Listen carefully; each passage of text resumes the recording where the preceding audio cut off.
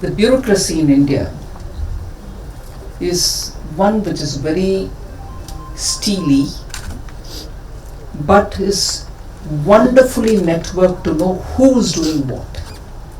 It is they who run the system for themselves.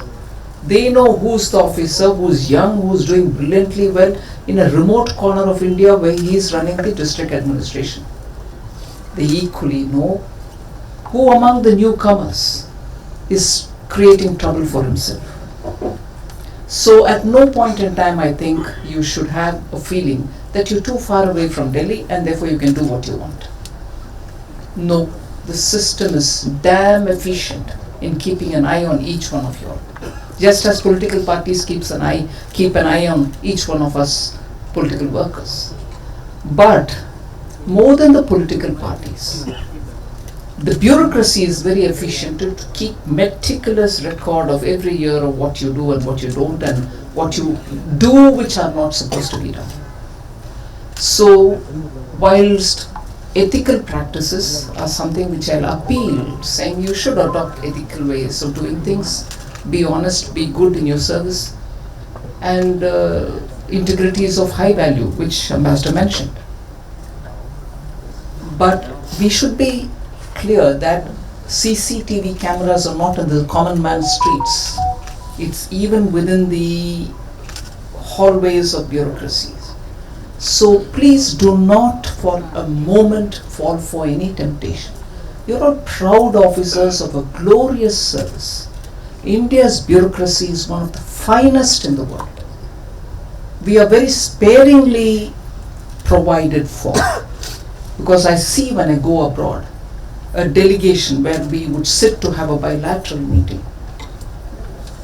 India goes with frugal, absolutely shoestring budget in the sense of number of people who come, the domain experts who sit with the minister to negotiate.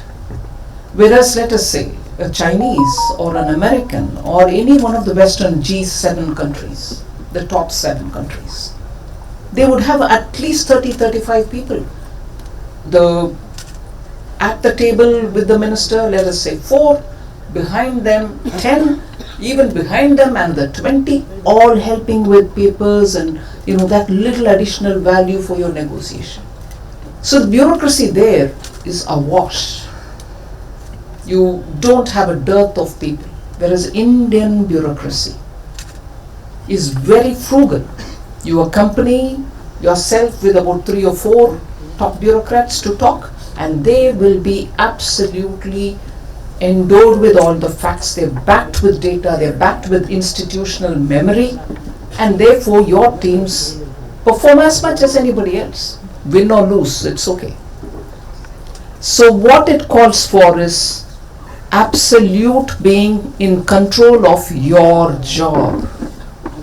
Make your teams work for you, and be sure that at any point in time you are asked to speak. Nowadays, in fact I'm sure till before 2014, a regular Prime Minister level interface with a district level officer was never thought of. Prime Minister Modi brought that in. Pragati is a program which Prime Minister sits and does with the district administration. So a junior level officer who's just posted in a district directly speaks with the Prime Minister about what he's doing in his district and how he's taking his district forward. So you're not very cut off from the headquarters.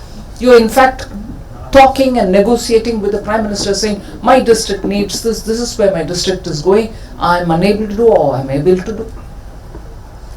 So today, a bureaucrat who gets clearance and gets into the service, has his first posting, is going to be engaging with the Prime Minister directly, once in a month. Of course, there is a random selection done, but you are engaging with the Prime Minister directly. Technology has enabled that. So you should be tech savvy, you should have your district well endowed, and if you're posted in the foreign service, you have to do as much and more, because you're the only flag holder there. An entire team will have to work, whether it is matters related to trade, whether it is matters related to strategic affairs, whether it is defense. Just imagine the scope of operation. So I would think what is important for you is, as much as you are a master of so many things, you should have an area specialization. Because as ministers, where we are filling up the annual records of your performance, question is asked about which area is this person specializing in and where do you think he'll be better deployed. Most often I find it very difficult, because alright, you're jack of all trades, but I can't see that one trait which is so outstanding in you that I can put you, yes, nothing better than this person for, let us say, trade analysis or economy or finance or social welfare programs. Specialization is a very critical thing even after you get into the service. It's not the end all. You've gotten in, yes, you've gotten in. Don't think that this is the story's end and you are there for life. Don't be there for life as a burden for the Indian taxpayer. You're there for life to make a difference to the taxpayer.